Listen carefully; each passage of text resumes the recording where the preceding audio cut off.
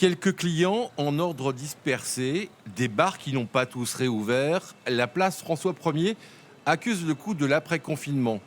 Patrick Vandonov, l'un des plus anciens cafetiers de la place, dresse un bilan très morose. Moi, j'ai été obligé de licencier 2 personnes. Pas avec volonté, mais j'ai pas le travail. On a 40% du chiffre d'affaires de l'année dernière. Je vois que 3 magasins s'en vont de la rue piétonne. Je me dis, mais attends, le centre-ville va être sinistré. Et j'en appelle au maire et à tous ceux qui dirigent quelque chose. Arrêtez d'exporter. Pensez à votre centre-ville.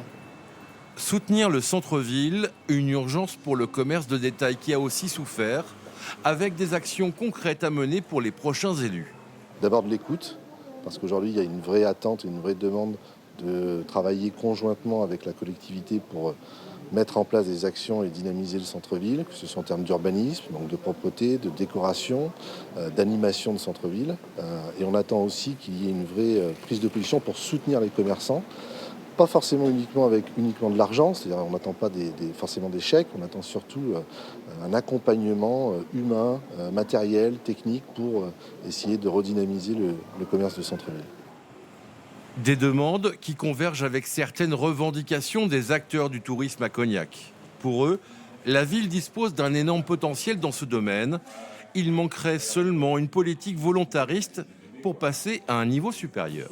Et aujourd'hui, je pense qu'un touriste qui vient visiter Cognac a une petite déception sur la qualité de ce qu'il peut y trouver en termes de commerce, de propreté, de qualité de l'expérience Cognac, ce qui ne colle pas avec le produit Cognac, avec la liqueur. Et donc, une vraie politique volontariste de développement du tourisme, avec une montée en gamme de l'offre Cognac, de l'expérience Cognac, ça serait vraiment quelque chose qui nous aiderait. Des acteurs du tourisme qui estiment qu'il faudra plusieurs années pour se remettre de cette crise sanitaire.